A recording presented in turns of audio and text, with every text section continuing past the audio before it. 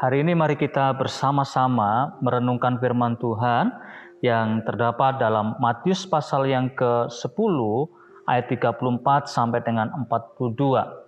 Matius pasal yang ke-10 ayat 34 sampai dengan ayat yang ke-42. Saudaraku, ketika saudara dan saya merenungkan atau membaca perikop ini, maka saudara akan melihat bagaimana Injil atau firman Tuhan itu bagaikan pedang bermata dua. Di satu sisi, pemberitaan Injil memberikan dampak positif atau dampak pertobatan dan hidup yang baru bagi orang yang percaya atau yang merespon dengan positif. Tetapi di sisi lain, berita Injil menjadi sesuatu yang menimbulkan permusuhan atau kebinasaan bagi mereka yang tidak meresponi dengan positif atau tidak menerima atau menolak Injil tersebut. Saudaraku, ketika saudara membaca, saudara juga akan bisa melihat bahwa dalam perikop ini merupakan lanjutan dari perikop di atasnya tentang peringatan Yesus bagaimana seseorang atau tantangan yang dihadapi oleh para pengikut Kristus atau tantangan yang dihadapi ketika menunaikan tugas pemberitaan Injil. Saudaraku, mari kita membaca bersama-sama bagaimana saudara dan saya hidup ketika mengikuti Yesus, menjadi pengikut Yesus. Perikop ini menjelaskan tantangan kita untuk menjadi pengikut Kristus. Yang pertama, saudaraku, saudara bisa membaca dalam Matius pasal yang ke-10 ayat 34 sampai dengan ayat yang ke-36. Di sana dikatakan, "Jangan kamu menyangka bahwa aku datang untuk membawa damai di atas bumi. Aku datang untuk membawa damai, melainkan saya ulangi, aku datang bukan untuk membawa damai melainkan pedang. Sebab aku datang untuk memisahkan orang dari ayahnya, anak perempuan dari ibunya, menantu perempuan dari ibu mertuanya, dan musuh orang ialah orang-orang seisi rumahnya."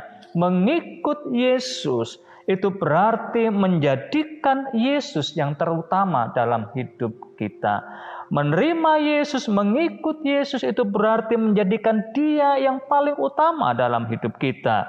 Sehingga saudaraku, segala sesuatu yang ada dalam dunia ini, bahkan ikatan keluarga, tidak boleh menghalangi kerajaan surga. Pemisahan, perpecahan, permusuhan itu terjadi ketika orang tertentu percaya kepada Yesus, sedangkan keluarganya menentang dan marah dan tidak bisa terima akan hal tersebut. Tapi pilihan kita ketika kita mengikut Yesus, maka Yesus itu yang menjadi yang terutama. Kemudian saudaraku yang dikasih Tuhan, dari perikop ini juga kita merenungkan bahwa mengikut Yesus itu berarti mengasihi Yesus lebih dari siapapun. Dikatakan ayat yang ke-37, "Barang siapa mengasihi bapa atau ibunya lebih daripadaku, ia tidak layak bagiku."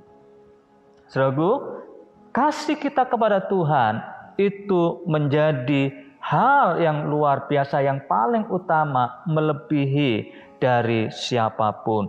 Dan di ayat yang ke-8 kita mendapatkan sebuah pengertian bahwa bagaimana kita mengikut Yesus. Mengikut Yesus itu berarti saudara dan saya memikul salib. Ayat 38 dikatakan, "Barang siapa tidak memikul salibnya dan mengikut aku, ia tidak layak bagiku." Mengikut Yesus itu berarti memikul salib, siap berkorban, siap menderita untuk Tuhan kita, Yesus Kristus.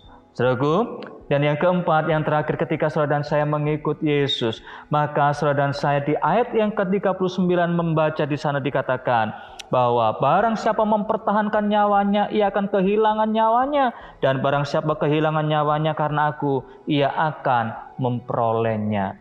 Ketika saudara dan saya mengikut Yesus, maka yang keempat itu berarti mengikut Yesus, itu berarti menyerahkan hidup kita sebagai milik Kristus. Menyerahkan hidup kita sebagai milik Kristus. Yesus menjadi pemilik hidup kita. Yesus menjadi penguasa hidup kita. Dan nyawa kita milik Tuhan, bukan milik kita sendiri.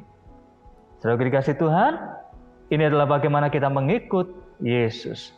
Sesuatu yang tidak mudah, tapi saya percaya bersama dengan Tuhan kita mampu dan menjadi pengikut Yesus yang baik. Tuhan Yesus memberkati Bapak Ibu saudara semuanya. Shalom.